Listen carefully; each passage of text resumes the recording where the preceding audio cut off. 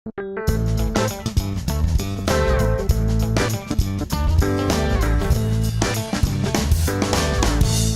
is chair of the advisory board of Bloomberg New Energy Finance. That's a company that he founded in 2004 and sold to Bloomberg in 2009. It is a company that's based in London. It has 200 staff and 13 offices around the world. And its clients include governments and businesses, and now obviously combined with the power and might of Bloomberg's data and data analytics. He is also on the advisory group of the UN Secretary General's Sustainable Energy for All initiative. He is he's on many other boards and charities, including, I want to mention, Finance for Resilience. He also founded the Swiss-based Eco Villages Association and the Liebreich Foundation. He spent his career working in capital and in sustainability issues. He is going to make a presentation to us, and then he and I are going to sit down for a Q&A and invite your questions as well. So please welcome Michael Liebreich.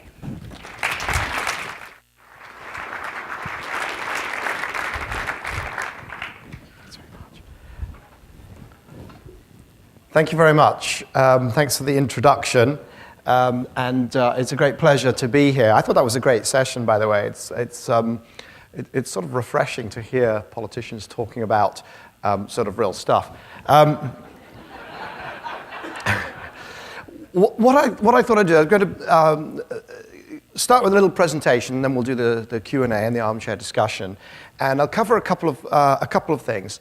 We'll look at, essentially, it's around the question of should we be optimistic or pessimistic about transitions to cleaner energy and transportation.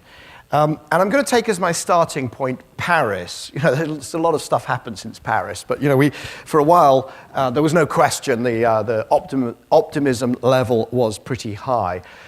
So we're talking about December 2015, the Paris Accords, and I would argue that they are both very ambitious, but also very unambitious. They were hailed as this extraordinary breakthrough. These are some quotations. I'm not sure if you can read them, but you know, Ban Ki-moon said, "Paris Agreement is a monumental triumph for people and planet. Together we've opened the door to a sustainable and climate-safe future for all." That was Christiana Figueres and so on. And the one I love, actually, is the one at the bottom right, Mogens Lykketoft, who's president of the UN General Assembly, who said, "Today's agreement signals nothing less than a renaissance for humankind." You know, fast forwards 15 months, and it's all a bit more confused. But nevertheless, you know, these are huge expectations, and yet that is the business as usual sort of, if there hadn't been climate negotiations, this is what or progress on clean energy and climate at every level, that is the sort of business as usual case in terms of emissions there. And that is the national plans that were brought to Paris. All those, there was a coalition of the willing, and each country, nearly 200 of them, came with their plan. They all stacked them by the door, signed the deal, and went off and had a fabulous French cuisine and enjoyed them. That actually is all that those plans add up to. And in fact, it's very modest and, with some exceptions, relatively easy to achieve. Now, there's another way of looking at it, though. I said that Paris is simultaneously not ambitious and ambitious. This chart, I call this one energy chart to rule them all, because this is the global primary energy use. And you can see all the different energy types. So what you've got is, at the bottom, you've got the bad stuff. You know, I'm sorry, I didn't have time to separate out oil sands and give it its own sort of horrible sector. But you've got bottom left, coal, bottom right, oil. At the top, of course, is nirvana, you know, renewables. There's no sin involved in moving directly north. And then sort of top left, you've got nuclear, and top right, you've got natural gas. So nuclear's got its own issues. Some people don't like it. I personally am a fan, as long as it's affordable, which is kind of theoretical at the moment. And then on the top right, you've got natural gas, which is better than coal, has its own issues, but is certainly cleaner than coal and oil.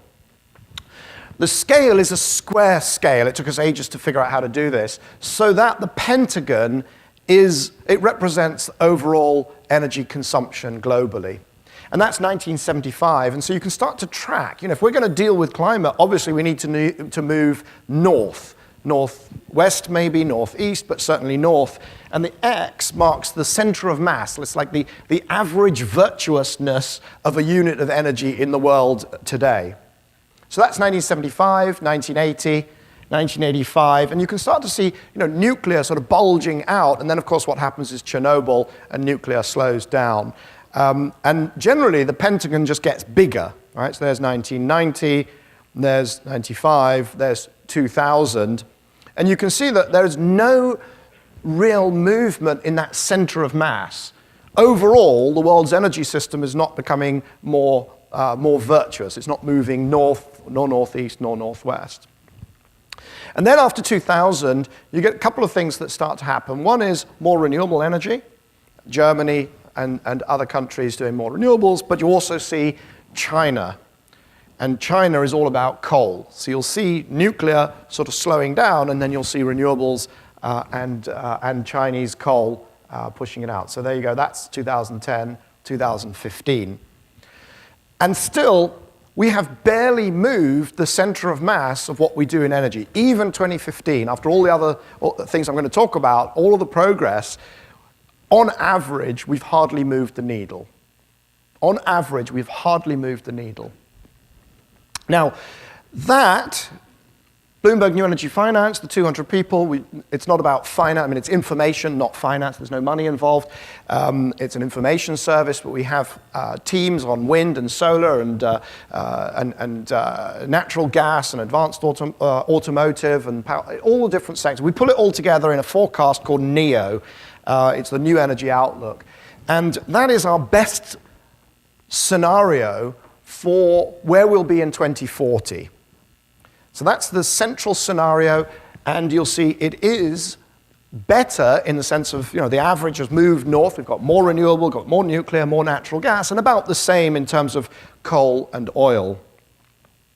But that is what the IEA, the International Energy Agency, says we need to have done by 2040 if we're to be on track to do 2 degrees. Not just the national plans delivered deposited in Paris, but if we really want to be on track for 2 degrees, we've got to do much more. And you can see more nuclear, more renewables. You could do different scenarios. You could do a lot more renewables and no nuclear if you want, but you have to start coming back, particularly on coal, but also on oil. Now, here's the really tough one, though. Paris also said complete decarbonization by the second half of the century. 2100, if you're pessimistic, 2050, if you're optimistic. This is what that might look like. Right? Just so you get an idea of the scale of the challenge, the scale of change required, it looks nothing like the current energy and transportation system. Look where the center of mass is. It's hard to see the little X, but you can find it. You can see that it's complete transformation that we're talking about. And if you want it by 2050, particularly if you really want to be safe in terms of what the climate scientists say, that's not that far away. In energy and transportation terms, 33 years is very little. So great to hear in that earlier session the figures of tens of billions and hundreds of billions being discussed, because so much political discourse is about, we launched this initiative, it's 10 million or 20 million or 100 million for advanced this and advanced that and so on. Just too small.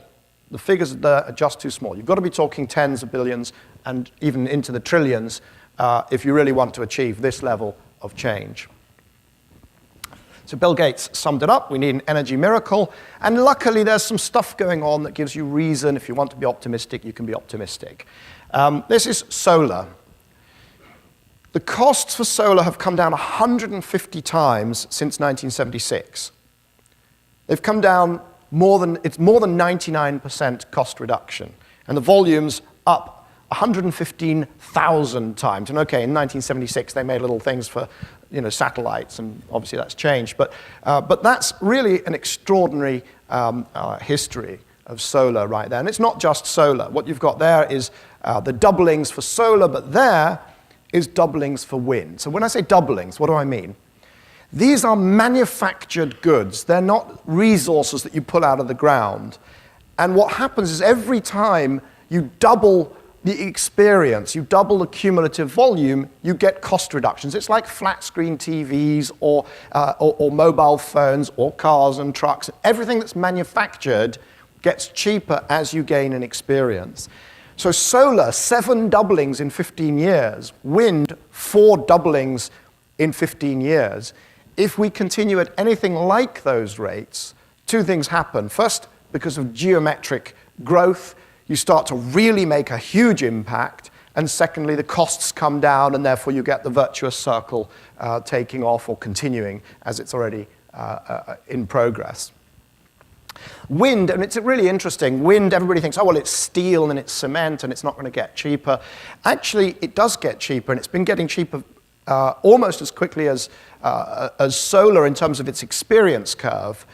Solar gets cheaper by 24% every doubling, and wind by about 19 or 20%. You can see longer blades, taller turbines, and big data and analytics. The digital revolution is also revolutionizing the heavy industry sectors, including wind. You can see there, this is a lovely, lovely chart. I mean, it looks nice colors anyway. And there you can see the capacity factor for new wind. In the mainstream press, particularly in the Anglo-Saxon world, you hear about how wind is intermittent and it's therefore useless. Solar doesn't, the sun doesn't shine at night. It's like, really? I didn't know. But, wind here, what you can see is for new wind farms, newly installed wind turbines, capacity factors over 30%, where just a few years ago they were 15 and 20%. And what happens is the cost of these technologies is becoming so much cheaper that you can now deal with that variability and intermittency. This is 2011. I went to South Africa and I pleaded with ministers of energy to use the best possible data. Funny that, I'm a data provider. But I went there to say, don't believe it when people say wind and solar are expensive. Wind, 6 cents per kilowatt hour, $60 per megawatt hour. Solar, 17 cents per kilowatt hour, $170 per megawatt hour. That is not that expensive. Right? 6 years later, wind and solar, 3 US cents. These are the world records. Not every project is as good as this, but 3 US cents. So when people say, oh, but when will it be grid competitive? Wind and solar are undercutting the grid. So it used to be that they were expensive and intermittent or expensive and variable. Now they are very cheap, still variable. So that's the experience curve that has driven down the costs. But there's another reason too, which is this.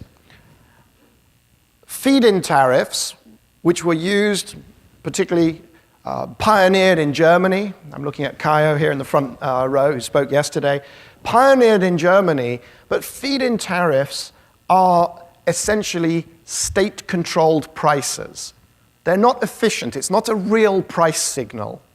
And in country after country, the regulations have moved from feed-in tariffs to reverse auctions, to tenders for capacity. And that has resulted, as you can see there, in wind and solar, in about a 30% drop in the costs immediately, and about a 50 or 60% drop in 2 or 3 years. Price signals matter. It's not enough to be cheap. You have to actually deliver cheap power to the energy users, to the citizens who give the political backing for these moves, and to the businesses who provide employment and otherwise will re-site their activities elsewhere. And it's the combination of the experience curve and the price signal that has delivered these very cheap costs for renewable energy.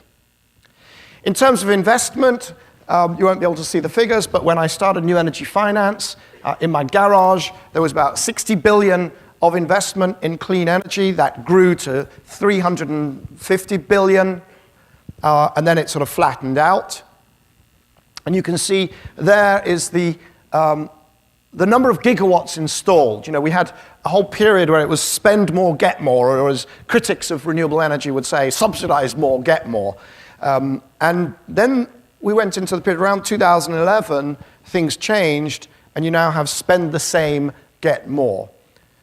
So about 1/3 trillion every year worldwide being spent on renewable energy, energy efficiency, carbon capture and storage very little, smart grid, power storage, and we're now seeing around 160 gigawatts every year being installed. Compare it to fossil fuels. This is electricity system only. There's nothing alternative about alternative energy. So 2/3 of all of the investment is now renewables and 1/3 fossil and nuclear. So we need to stop calling it alternative energy. So no alternative facts, no alternative energy, please. And it's happening around the world. You can see there, Europe took off fastest in the middle at the top. Actually, investment dropped by about a half from its peak. But you can see investment at material scale all around the world. Last year, it dropped. It dropped by about 18%. Half of that was due to cost reductions, and half of that, I would say, to do with either political cycles, macroeconomics, just various timing issues, North Sea, offshore wind, large projects being financed in 2015, not 2016. But not a great year last year for investment in terms of establishing new records. In terms of the amount of renewable energy being delivered, you see there Europe, because they were sort of the first to go, so they're in the center. And you see these figures like 69% renewable energy in Denmark, Germany 36%, Italy 40%, Spain 37%, UK 26%. Unthinkable 10, 12 years ago that we would get to more than a quarter of our power from renewables. Another quarter, by the way, nearly a quarter is nuclear, so nearly half of the UK's power is actually zero carbon now. The US, the accepted wisdom is that coal is, that there was a war on coal, so the coal has been suffering either because of President Obama or because of the economics of shale gas. It is mainly shale gas, and when it isn't shale gas, it is actually renewables. You can see the blue line at the bottom. In fact, in the last 5 or 7 years, has put as much pressure on coal as shale or cheap natural gas. So this is really moving the needle. We are seeing very substantial changes in the mix of electricity. Now, you also need to make sure that the grid doesn't fall over. And it is variable. The sun doesn't shine at night, and the wind doesn't always blow. And you need to make sure that the grid doesn't fall over sort of across all time frames. You've got voltage fluctuations, the sun goes behind a cloud, and you've got to be able to deal with that. You've got days to minutes. You thought it was going to be windy tomorrow, it's not, and you still have power demand. But also years to month, and that's actually one of the most difficult ones. What do you do when people say, there's a lot of solar in Germany, but it doesn't shine at night? What are you going to do? Well, you're going to use batteries. Okay, fine. What are you going to do in winter when the solar yield from all of these farms in Germany drops to, instead of 15, 17% of your power demand, suddenly it's 1 or 2% or 2 or 3%. And we've got to think about years to month, and I think that's where a lot of innovation is needed, particularly in northern latitudes, and that might be something to talk about in the question and answer. Luckily, there are lots of technologies there. You can see years to, on the left, years to month, on the right, hours to seconds, and you can see all these technologies. These are all entrepreneurial opportunities. Think about it. You've got really cheap variable renewables. It gives you a huge budget to manage the variability, and these are the sorts of technologies and opportunities that will help you to do that. The cheapest, by the way, will be demand response. Software is cheaper than hardware. So demand response, anything you can do with software, shifting demand, will happen before anything to do with hardware. The other thing is, it gets really complicated. The old simple life of having, probably in Canada, I don't know, 30, 40 power stations, and you can just manage them all with a telephone call and a chat with a switch, that's all over, that's history. Now, everything has to be digitally managed. So everything has to be linked with a smart grid, and the blockchain looks very promising as a way of settling a lot of transactions. You've now got millions of users of power and millions of producers of power and very different market structures. That's also an area of enormous innovation. Now, transportation, there's Tesla, and the extraordinary news yesterday is that Tesla, the market value of Tesla, the company, which produced last year, I think, 85,000 vehicles, has just overtaken Ford, which produces around 10 million vehicles. And there's two ways of looking at this, of course. One is that this is the future, and the other is AOL Time Warner. I'm not going to give you the answer to that. I'll leave that as an open question. But I will say this. Look, that is the world's fleet of internal combustion cars and light trucks, 1.3 billion. And drawn to scale, that's the world's electric vehicle fleet. Right? But it's not about the past. That's the past. That represents past sales. And we're very bullish about future sales of electric vehicles. So first of all, another experience curve. All clean energy technologies have experience curves. That one is batteries. So by the time you get to 2022 or 2025, total cost of ownership basis, and perhaps even sticker price basis, electric cars will be cheaper than internal combustion under most oil price scenarios. New models, that's 2008. I remember the Tesla Roadster. Actually, it was a Lotus with a bunch of telephone batteries in it, but that's the Tesla Roadster. That's 2009. 2010. What you've got, by the way, is the horizontal, the different rows are different types of cars, hatchbacks, runabouts, small vans down at the bottom, so delivery vans, up at the top, SUVs, and so on. So different types of cars. And then the horizontal axis is the range, how many miles. So you've got the Teslas out at sort of 200 miles. And as we go forwards, what you can see is the launch of more and more attractive cars. 2017, 18, 19, that's 2020. So a complete range of vehicles. The hatchbacks and the runarounds, they have lower range because they're sort of second cars. And then you've got the SUVs, the sports cars, the sedans have to have longer range. And by the way, we've not even finished creating this chart. There's lots of other model launches, and it doesn't include India or China. So we're going to see the launch of a very wide range of cars, and frankly, they're going to make internal combustion cars look old-fashioned. They are better platforms for all of the advanced automotive technologies, the driver aids, perhaps autonomy, communications, whether it's entertainment, platooning, those sorts of things where you drive two cars very close to each other to save energy and make things safer on the motorways and so on. So that's what's coming. And the other reason why we're very bullish is this. This is air quality. Shanghai, Hong Kong, Delhi. I think that's a honeymoon couple, by the way. Now in America, this would be called rolling coal, and there are people doing this on purpose. But in Delhi, it's just called having a really rubbish old bus. Mexico City, Sao Paulo, Los Angeles. This is why it's very important that California retains the right to set its own vehicle standards. That's Paris, and sadly, speaking as I am a board member of Transport for London, that's London, and that pains me that thousands of people are dying in London and in European cities from air quality problems. So that is going to drive dramatic, and I hope rapid change. So we have scenarios, Bloomberg New Energy Finance, we think that up to 50% of new vehicles, of new sales by 2040 will be electric, depending on scenarios, 35 to 50%. Now, does that mean we should be optimistic? So in 2008, I created this chart to say, well, dark blue is how much money already was being invested in clean energy solutions, and then the light blue is what would need to be invested. So it had got to about 170 billion a year, and it needed to go to sort of 600 or 700 in the sectors we cover, not overall in climate finance, but in these sectors. And that is what happened since. As we've seen, 300 billion a year averaging since then.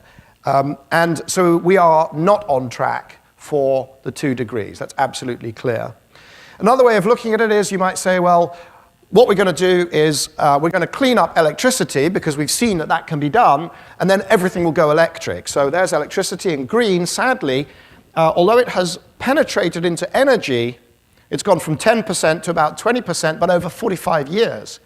If we wait for that to happen, the world will electrify completely by 2340. So we're not on track. This one is Europe, European coal use. You know, Europe, so virtuous, right? That's actually the United Kingdom. For those who believe that all good things environmentally come out of the EU in Europe, and that therefore there's going to be, that Brexit will lead to, there's at least one person in the audience I know who believes that. The UK is actually far ahead of the EU and EU countries in terms of shutting down coal. This is coal emissions. You can see what the UK is doing unilaterally through its carbon floor price and consistent policy, and really the rest of the EU needs to catch up. Asia, well, this is coal in the developing world, and what you've got there, the forecast, again, that's the Bloomberg New Energy Finance NEO forecast. You can see there, the world excluding Asia, coal use is going to decline. Faster or slower, it's going to decline. But this is Asia. And let me tell you, if Asia does that, if Asia builds those new plants and grows its coal output like that, then forget 2 degrees. Right? We'll probably talk more about President Trump and what's happening in the US during the Q&A, I suspect. But one thing's for absolute sure is that if Asia builds that, then 2 degrees is history. And that's really where not having the US as a leading player around the table in the climate discussions and in the technology development and in the financing, etc., that's where we're really going to miss US leadership. And there's no other, China can't fill that gap, the EU can't fill that gap. So if you want to be depressed, there's plenty of reason. T.S. Eliot, this is the way the world ends, this is the way the world ends, not with a bang, but a whimper. Now, I could finish there, but I won't. The great philosopher Homer Simpson says, go ahead and play the blues then if it makes you happy. You know, you can choose your response to these situations. But remember, this is the UK. Going back to that chart about the UK, this is coal use now, not just 5 years or 6 years. This is the history of coal use in the UK. The longest time series of any chart that I've ever shown, 1850. And you can see the coal use grows. You see a couple of the general strikes in the 1920s. You see the coal miners' strike in the 1980s. The UK is going to be completely off coal by 2025. It is possible. A very good friend of mine, Amory Lovins, says our energy future is not fate but choice. It's not fate but choice. It's the choice of entrepreneurs and businesses, and it's the choice of the politicians. It's the choice of all of us what we actually do. And I'll finish with a quote, therefore, from Craig Venter, who says, I'm not sure whether optimists or the pessimists are right, but I do know this. It is the optimists who will get something done. Thank you.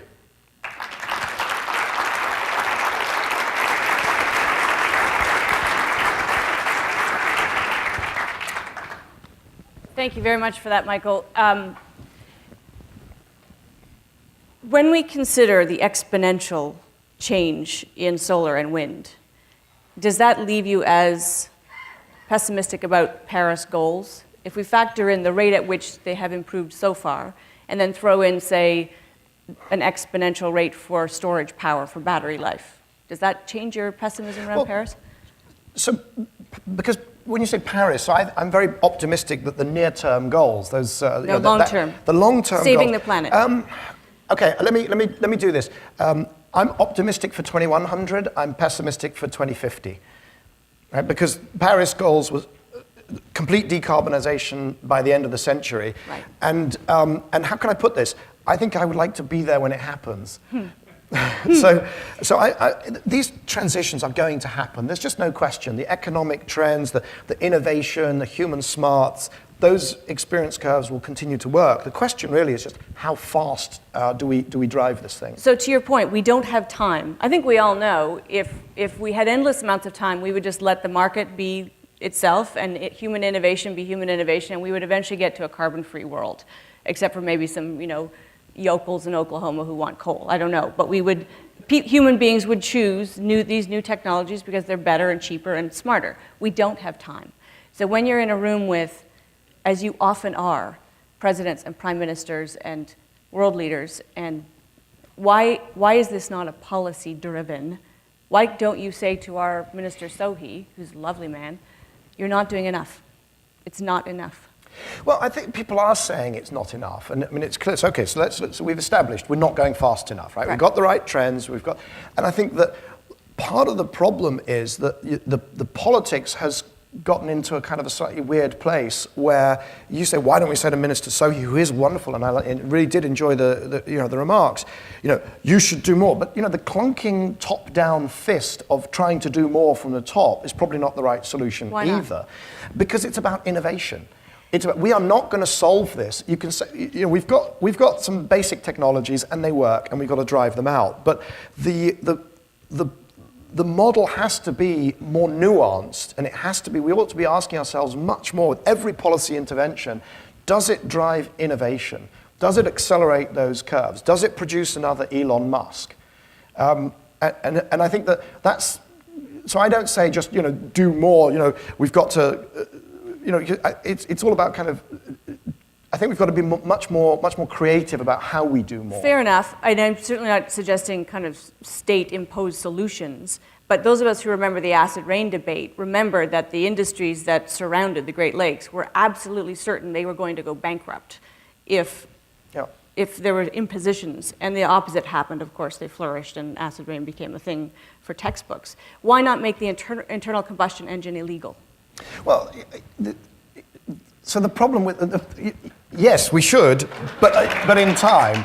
I mean, because unfortunately, nobody from Windsor would clap at that. By the way, so you live here, but I got here by plane, right? And I bet you drove here, or were driven here. Was driven, yes. So the answer is we've also got to be realistic about the ability of this. There's enormous amount of inertia in the system. The energy system is 150 years old, parts of it. I mean, the average age of coal-fired power stations in the US is, I think, 42 years. I don't know what it is in Europe. It'll be similar.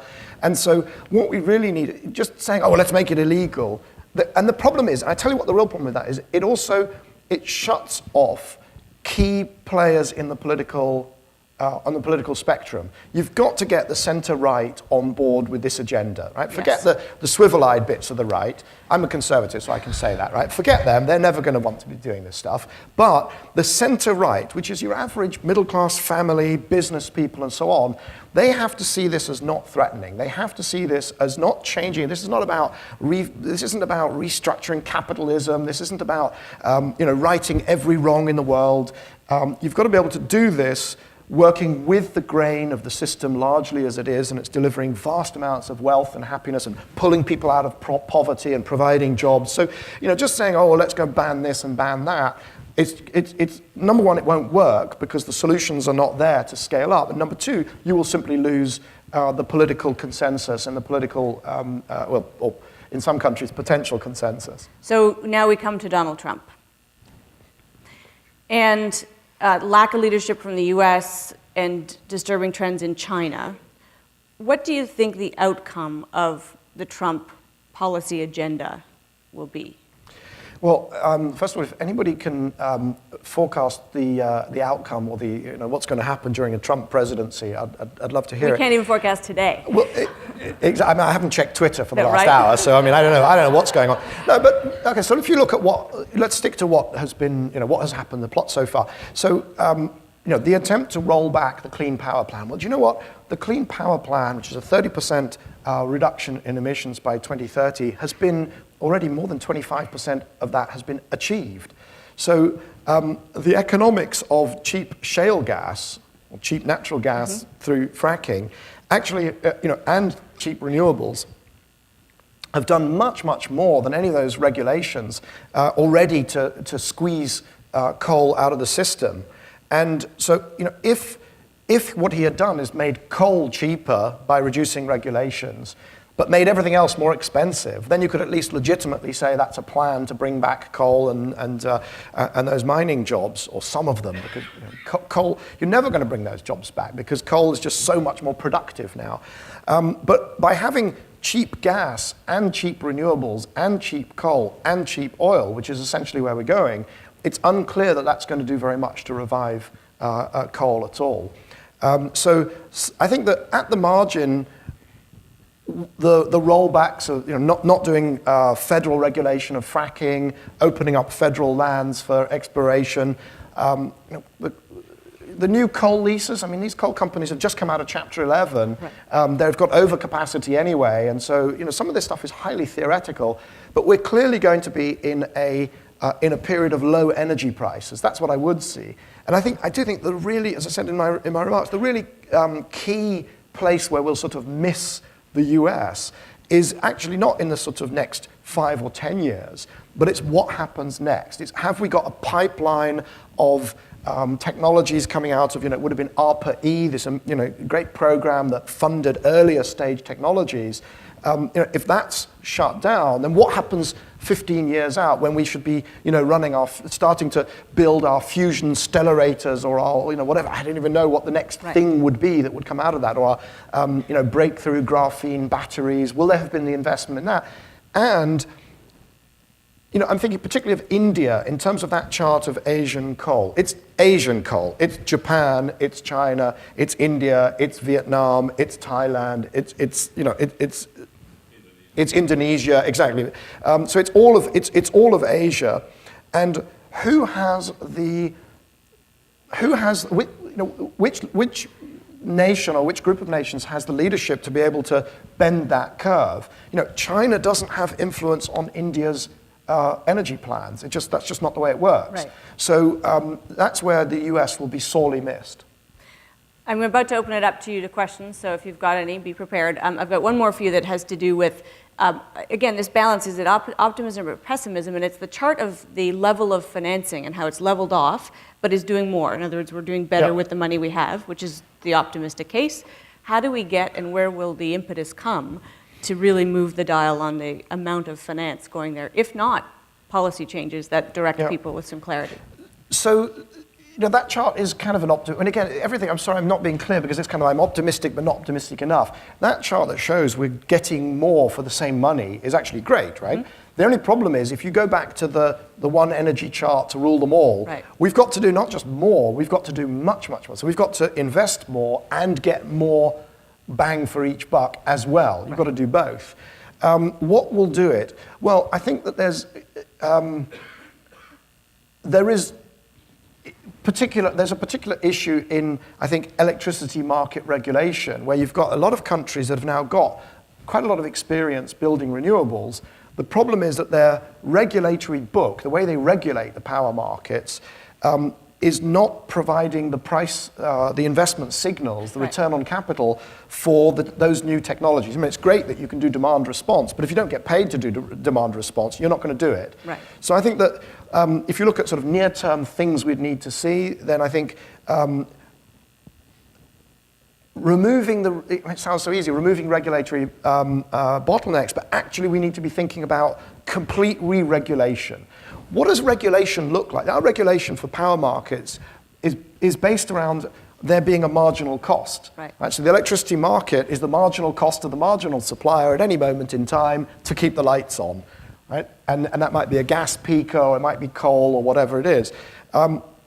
In this new future, there is no marginal cost. Everything, whether it's nuclear, whether it's renewables, even if it's coal or gas with carbon capture, far more of the cost is upfront. It's capex, and the marginal cost of the system is a small component. How do you get a price signal? Right? The system, as it stands, does not deliver the price signal, and so I think we need really profound thinking on our power regulatory structure. I think on transportation, if you want to see, I mean, those figures don't actually include a lot of the, the new model development cycles. That investment is not included in those charts. But, there's a real battle to be fought. It's easy to be optimistic and say, oh, these are better cars and whatever. And, Tesla, if you've driven a Tesla, you'll know it's great. Or even, frankly, a Leaf or an electronic, Volkswagen. Volkswagen does actually make things other than diesels. They're great cars. But, the European car makers, it's not clear to me that they are yet embracing this. They have hundreds of billions, if not trillions of dollars of cumulative investment in the diesel industrial complex. And are they going to walk away from that? And I don't know whether, as I say, the EU needs to start shutting down coal and moving its car companies very decisively in this direction, and not just trying to protect existing jobs, which is, I think, where the bias lies. We have a question out here. Yes? Hey, Michael. First of all, thank you for that awesome presentation. So your collection of quotes at the end reminded me of another quote. One of my favorite personalities, George Carlin, the comedian, he said that inside every cynic is a disappointed idealist. So that kind of reminded me of that. So I wanted, since you brought up Tesla and all this, I'm curious. So Tesla with its new Powerwall utility scale solutions, Facebook, Amazon, Google committing to 100% renewable energy. Water utilities not producing power to not only feed into the grid, but also power themselves. Do you see a significant shift in new players in the electricity market? People who are producing power as opposed to just consuming power? Hundreds of millions of them, because I have solar on my roof, and I'm sure many of you have or will. So yes, there are new players, absolutely. I think that if you want the closest analogy to what's going to happen in terms of industry structure, go back to the 1980s and look at the list of telecoms companies, and then look at the list today and see how many of the ones back then that were in the Fortune 500 are actually still Fortune 500 companies or even exist at all today. And that's the sort of change that we're going to see already. And it's a bit different in North America because you have regulated utilities, and then you have the unregulated, or there is one model which just says we'll just capture our regulators, and so we'll be able to stay in business because we'll just we'll keep on saying we have to invest, and the regulator then give us the right to recover that money from the rate base. That model will break, but it might not break for 15 years. Whereas the unregulated utilities, already you see in Europe, they're having to split and put the generating assets into what almost looks like a bad bank, to put these big centralized inflexible generators. Because in that future model, once you go out to where you've got 50-60% renewable or variable power in the mix, then what you really need is you've got your very cheap renewables. And what you need above all to balance that is flexibility. So base load, a nuclear power station that you can never switch off, or a coal-fired power station that you can't ramp down quickly enough, that has no place in the system ultimately. So those will be squeezed out. The people who realize this stuff, and then another factor is that ancillary services on the power grid become more and more important. So the ability to help with frequency regulation, or providing emergency backup in case there's either an eclipse, or if there's from South Australia, the example would be if a whole bunch of pylons fall over, then the ability to actually help the system respond to those sorts of catastrophic events, unplanned or unplanned maintenance.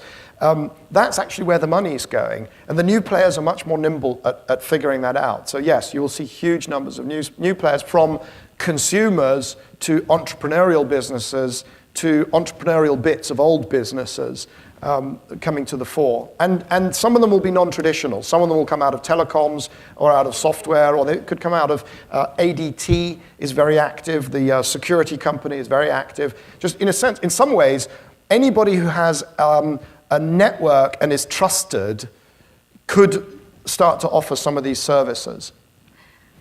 Any question out here? Yes? First of all, thank you very much for your presentation. Walter Merida from the UBC Clean Energy Center in Vancouver. A lot of the progress that you reported on is on electricity generation and cost reduction in electricity generation. Do you see any similar trends or promising technologies in the production of low-carbon chemical fuels that are needed to, for example, move the airplane that you came in? So you're right, and that was why I highlighted that if the model is let's just wait for electricity to penetrate everything and then we'll make electricity clean, but that's just not going to cut it.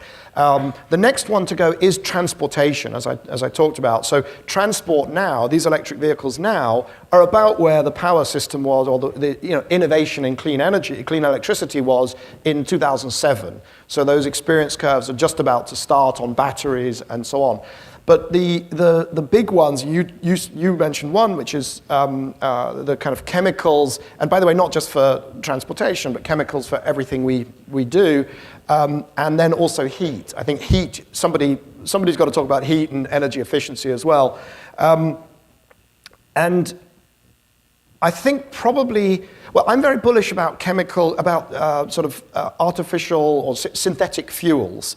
I'm also optimistic about biochemical feedstocks, biobutanol, biomethanol, all the way up to bioplastics, and so there's some very clever stuff. I mean, we are only at the beginning of being able to of understanding sort of synthetic biology. When I say at the beginning, 20 years, 30 years, 10 years, and techniques like CRISPR, where you can start to genetically modify and do some things on a time frame of minutes and hours that would have taken generations in the past. They're very now, as long as they're not banned by Luddite folks who say, oh, they're too dangerous and we mustn't do them, it's clear that there's a vast open vista of innovation there.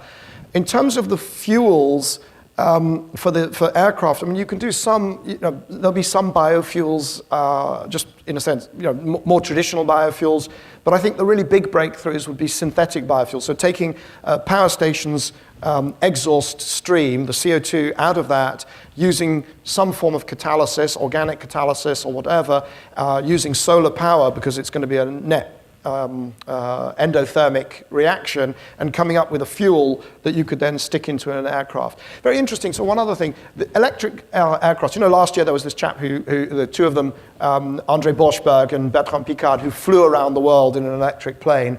When they took off, and I met them at various points along that. When they took off, there was an interview, and Bertrand Piccard was asked, is this the future of aviation? No, he said, no. He said, you're getting it wrong. This is about challenging ourselves, demonstrating that when challenged, humans can innovate on dimensions and to extents that are unthinkable. It's a communications exercise. When he landed, different interview, he was asked the same question, is this the future of aviation? He said yes, he said he thought that in the foreseeable future, anything up to a 50-person plane, and that one that doesn't maybe have to fly at the high speeds of executive jets, all of that, or some executive jets, all of that he thought would probably go electric. So, don't count out innovation ever on this stuff. Was the difference that he survived the flight? I think it was probably also that in that short space of time, 2 or 3 years, he saw, as we all saw, just how rapid this route is. And we haven't graphene. Does anybody actually know what? Because right now, graphene, the only product on the market, I think there's like a tennis racket or something that's got bits of graphene. We don't know still what these technologies are going to yield. It's going to be huge. Yes. Thank you. Michael Small from Renewable Cities in Vancouver. Your chart, one rule to rule them all. I kept noticing that, of course, the coal point on the Pentagon didn't move, even though the renewables and the nuclear grew a lot. What would it take for that, for the coal consumption to start diminishing, or for the Asian chart you showed to really taper off? You cited one measure, which would be re-regulation of power markets. Are there other measures, or what would actually politically create for an India or an Indonesia to start seriously changing the way they approach investment in renewables, so that their consumption of coal will start to drop and that Pentagon will have a different shape? So there's a few things, and it comes back actually to your point about, isn't this policy, shouldn't we just sort of clunking fists say stop doing coal and so on? I didn't say clunking. Well, I said clunking. I paraphrase, as you can see. But you said, isn't this, Yes. shouldn't we just start, should we ban, I think you talked about banning internal combustion vehicles. But so 2 answers to that, developed world and developing world. Developed world, it is really about It is about policy interventions. And what's very interesting is if you look at the growth of the renewable piece, we've had a lot of incentives to build renewables. You take the power system, and there's been feed-in tariffs, there's been renewable portfolio standards, whether it's the tax breaks or the production or investment tax credits, and so on. These are all incentives to build more renewables. The problem you've got around the world is that demand for power has not increased. It's decreasing in the developed world instead of increasing with electrification. It's decreasing. Developing world, it's actually undershooting the ambitious forecast. So you've got a situation where for the last decade, government after government has been pushing new capacity to be built, right, against demand forecasts that haven't materialized. And surprise, surprise, the wholesale price is in the trash. And so now it's become very difficult the price signals have disappeared for almost everything, and now you need subsidies for everything. But it also means that you can actually just shut down coal if you wanted to, because you've got overcapacity in a lot of markets. You could simply accelerate coal shutdowns. Not, Australia, is an example, but you need to do it on some kind of a planned process. The UK actually is a good example of this. So you could do just more shutdowns. The other things, though, in the developing world, the biggest thing is we're actually seeing some very good progress. India, China, they're actually cancelling those plans. India, the newest thing is the electricity regulator saying we actually don't need coal-fired new power stations until 2027. The capacity factors of coal have gone from 60, 70, 80% in different provinces down to, in India, 50s and 60s. In China, 45%. I mean, you just don't need that coal. And yet they're convinced that coal is the only way to pull people out of poverty in the future. And so the single thing that would change the matrix that, most would be to get that understanding in the developing world that they can deliver what their people deserve and need, which is energy services and wealth and jobs, without having to go the coal route and ending up with air quality like we've got in the developed world or in the rapid, or in China and the main cities in India. Just sort of understand, and then, planning the alternatives. So many times you hear about coal is the only way that we can bring people out of poverty in country after country. It's simply not true. Every time we've looked at it, we've found alternatives. If those were embodied in the plan, you'd get a virtuous circle. The feeling of inevitability of these transitions itself makes them inevitable and accelerates them. Do you have a question at the back? This will be the last question, I'm afraid. Hi, I'm intrigued by the nexus of innovative technologies around digitization. Could you please elaborate on the application of blockchain to smart grid that you talked about, and in particular, what uniquely could blockchain bring, particularly in light of increasing transaction fees? Thanks. Okay, so blockchain, I don't have time. I mean, it's a great shame because I love doing it, to explain exactly what blockchain technology is. So blockchain enables peer-to-peer financial transactions. But it's not just the financial. We're not talking about, by the way, Bitcoin. Bitcoin is incredibly energy inefficient, 25,000 times more energy efficiency than Visa, by the way. But blockchain, the underlying technology, deployed correctly, can just be a very efficient way of not just doing financial settlements between peer-to-peer players, so players in the wholesale markets or the carbon markets, but you can actually create what are known as smart contracts. So if you're reading about this, learning about this for the first time, look at a company called, or a technology called Ethereum, where you can actually link the payment to the delivery of the contract. So as soon as the instruction goes to the switch and power is delivered, the payment can be transferred. And it's transferred without a central controller. So it can therefore clear markets more efficiently. It can be fraud-proofed. So if you look at things like the carbon markets in Europe, they have been riven with fraud. Periodically, every few years, because it's so easy to create a carbon, to change an operation. Say, right, well, here are my carbon credits. I'll sell them voluntary markets one way, and gold standard carbon credits the other way, and the EU ETS and so on. So if if carbon credits are on a distributed register, which is fraud-proof, that can't happen anymore. So there's a lot of different ways. A lot of people are experimenting. The most advanced experiments are looking at peer-to-peer, sort of community power. I'll sell my solar power to my neighbor. And the problem with that is that the transaction cost is probably too high for that to make sense. You really want to be starting looking at wholesale power. So every time somebody buys or sells wholesale power between all these different players on the distribution networks or transmission networks, that's a perfect transaction for blockchain. And then distributed assets, there could be applications right through electric vehicles. Who's paying for the power? When you charge your electric vehicle at Walmart, think of the number of financial transactions. And do you necessarily want to have somebody like Visa sitting in the middle and getting 2% of each one? Is that going to be efficient? And so on. So there's lots of applications, but it's very early days. It's very, very early days. Blockchain could put the big banks right out of business. Oh, that's a whole separate session. I think. I have one quick last question, and that is, because you compile the data, forecast it, have been doing it for years, businesses want to know. They're being asked to be transparent, they're being asked to measure risk, they're being asked to understand things that are moving targets. So when you're putting data together and you're charting it out, what do you say to them about comfort levels with predictions, with knowing where policies are going to go, with knowing where capital is going to flow? I wish I had shown, there was a chart that arrived too late for me to include it, and it was actually our forecasts of solar uptake, solar installations.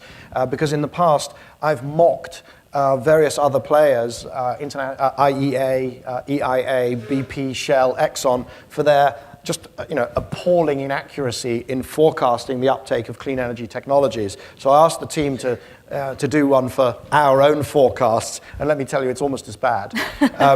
So I can't imagine why you didn't include that. well, no, it was genuinely only for time reason. I'm happy to email it to you. It's not as bad. I mean, clearly we've been more aggressive in our views on prices coming down and volumes going up, but even we have undercooked it by a lot. I think that the point is not to try to, you can't focus, this is a complex system. Energy is linked to transport, it's linked to telecoms, it's linked to the financial system, and so there's no way that anybody's going to forecast it. All you can do is you can take to the bank experience curves. You know that they work and they will continue to work out into the future. And I think some of the complexity that we're talking about is that because it's a complex system, it will display emergent behavior, phase change type behavior. Sort of nothing will happen for a long time. You get these little curves that grow like that, and suddenly, boom, you find that a whole neighborhood. Look at second cars in the US. Second cars, there's no range anxiety with a second car. You've got a lot of people in the sunny states. Why in 15 years or 10 years, or maybe it's 7 years, why would you not have all second cars pretty much being electric, right? Do I know when? No. Will it happen? Absolutely. Ladies and gentlemen, Michael Liebreich. Thank you.